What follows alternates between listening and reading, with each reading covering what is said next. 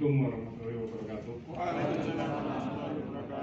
Selamat pagi Bapak sekalian. Itu yang saya senangnya. Nanti saya tiru di kampus saya mesti begini juga nih. Karena kebaikan yang ada di satu tempat harus dibawa ke tempat yang lain. Bapak Ibu sekalian yang saya hormati, Bapak Sukma dan teman-teman semua dan kolega saya dari perguruan tinggi. Perkenalkan, nama saya Bobi Reza.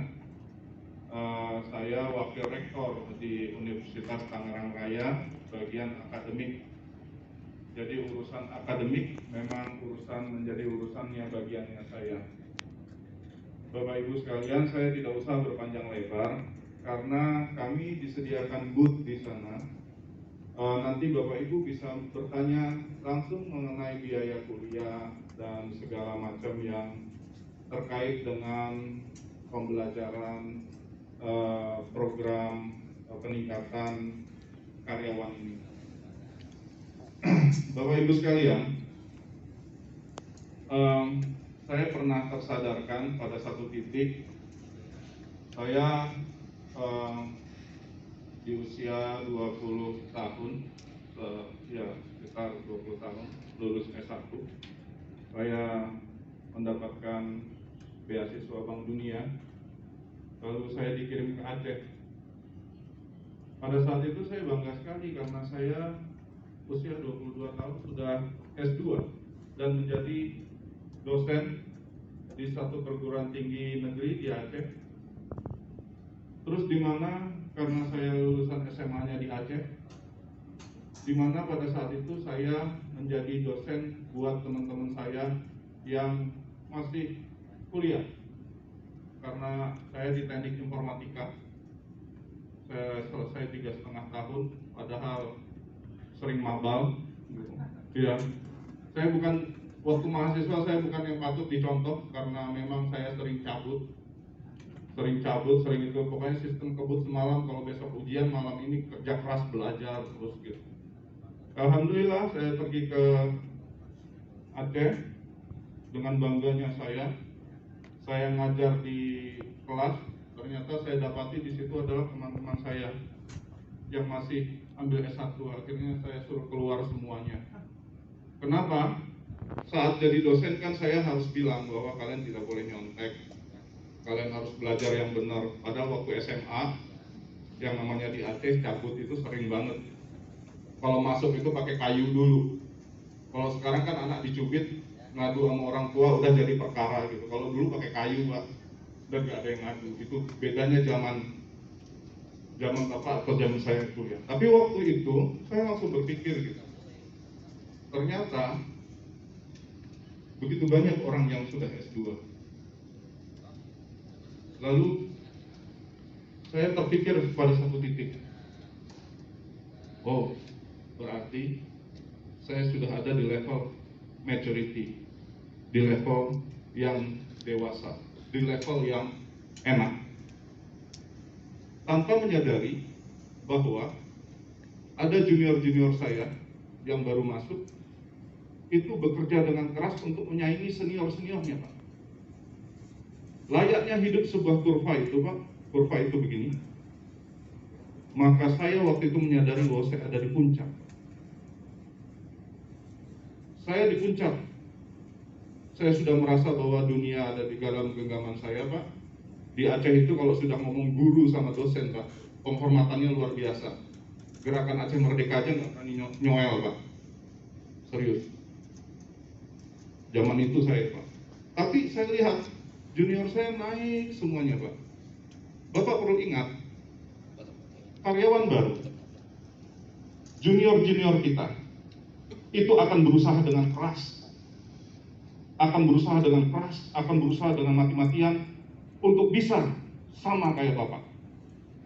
Kalau Bapak sudah ada di level maturity, level puncak dari kurva itu 4 tahun, junior-junior itu atau orang-orang baru ini merasa, ngapain saya perlu nunggu 4 tahun kalau saya bisa kejar itu 1 tahun. Seperti itu Pak. Itu yang saya rasakan. Jadi akhirnya saya tersadar, kenapa orang yang ada di level atas kurva itu tidak pernah sadar bahwa ada pesaing, karena mereka merasa bahwa dunia dalam genggamannya, karena mereka merasa sudah nyaman. Mandi Pak, pagi hari, Bapak biasa kan kalau masuk ke toilet mau mandi, nongkrong dulu sambil bawa HP, sambil istri teriak-teriak, kok lama sih di toilet gitu kan? Ya Bapak nonton YouTube, ya kan? Di situ Pak, Bapak sudah bisa terpikir, besok saya kerja, maksudnya nanti saya kerja, saya ngapain aja? Jam segini saya gini, jam segini, jam segini. Udah baca Pak, karena apa? Bapak udah ada di kursi nyaman. Bapak udah merasa kuat, Bapak udah merasa nyaman. Bapak udah merasa bahwa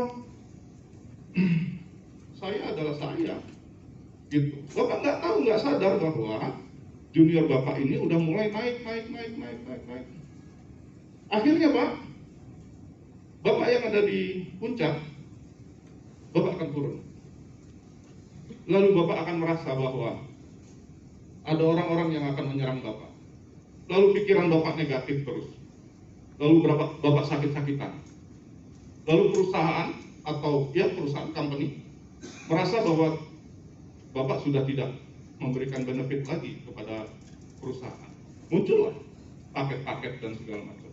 Karena Bapak tidak menjaga puncak atas itu turun ke bawah.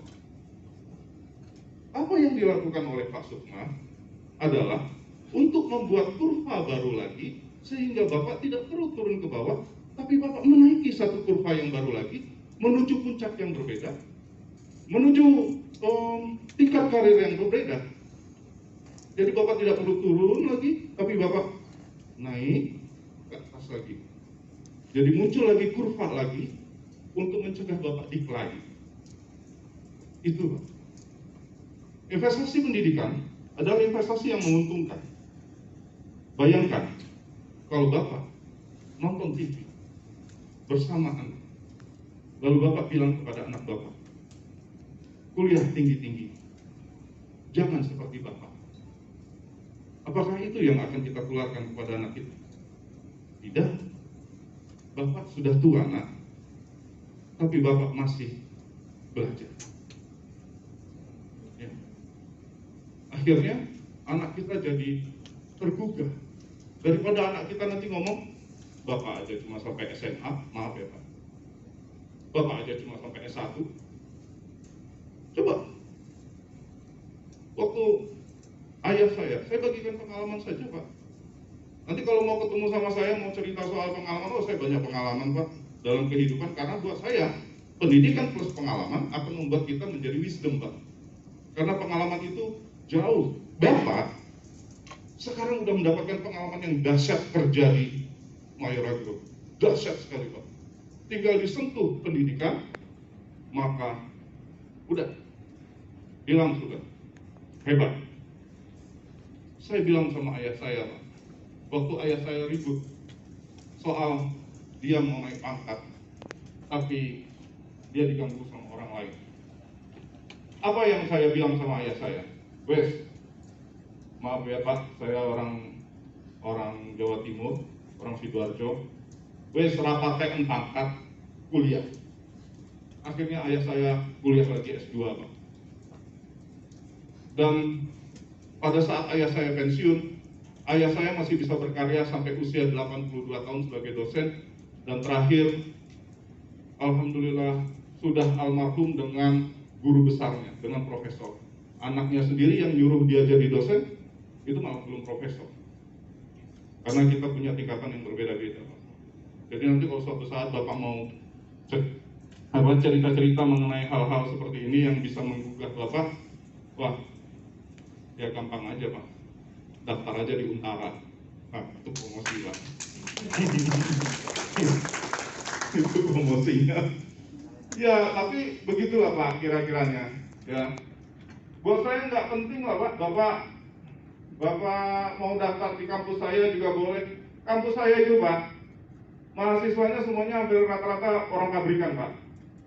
Di sekitaran Tiga Rasa. Saya dipanggil Om Bob Pak di sana. Lalu, iya, saya nggak mesti dipanggil Pak, Om Bob saya di sana. Om gitu kan.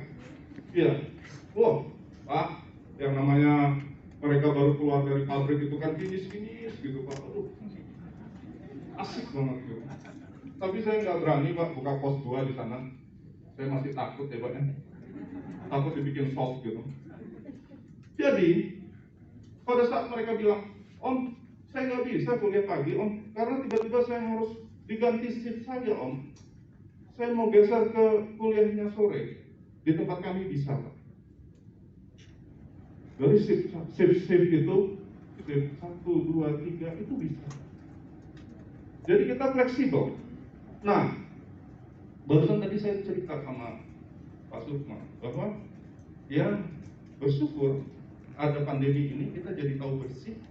Bersyukur ada pandemi ini yang tadinya pemerintah Republik Indonesia sangat anti yang namanya online, akhirnya yang namanya distance learning, online learning itu ada. Dan saat ini kami menggunakan yang namanya blended learning. Jadi kalau misalnya mahasiswa satu kelas sepakat kuliahnya daring, ya daring. Tapi kalau misalnya gini Pak, Bapak masuk teknik industri, kami punya teknik industri Pak ya, lalu belajar tentang katakanlah inventory control misalnya seperti itu, ada hitung-hitungannya misalnya, ya, ada hitung-hitungannya misalnya, zero inventory apa-apa dan segala macam, ada hitung-hitungannya, dan itu tidak sanggup lewat daring, ya udah, temu di jadwal yang disepakati oleh semua mahasiswa dan dosennya. Sebegitu fleksibelnya. Kalau biaya, ya saya nggak muluk-muluk Pak, tapi kemarin kami dapat kepercayaan dari pemerintah yang begitu besar untuk KIP. Tapi nanti kita lihat Pak, kalau nanti misalnya Bapak bisa mendapatkan beasiswa dari pemerintah, Bapak nggak perlu susah payah juga harus ke koperasi misalnya seperti itu. Peluang-peluang itu ada Pak. Jadi peluang-peluang untuk mendapatkan beasiswa itu ada, sehingga Bapak nanti tidak akan merasa jadi orang-orang golongan P8 Pak, pergi pagi pulang petang penghasilan pas-pasan potong pinjaman, itu enggak. Jadi gitu. Iya, pergi pagi pulang petang penghasilan pas-pasan potong pinjaman, itu nasibnya guru sama dosen Pak, Umar Bakri. Jadi itu Pak, jadi saya ingin menggugah Bapak. Terus yang berikutnya adalah dosen. Kami punya dosen tetap itu banyak sekali Pak. Yang namanya skala universitas itu banyak sekali. Kami ada 15 prodi. Tapi ada juga prodi-prodi pendidikan seperti bahasa Indonesia, biologi, fisika, matematika, yang mungkin itu tidak suitable, cocok dengan Bapak ya.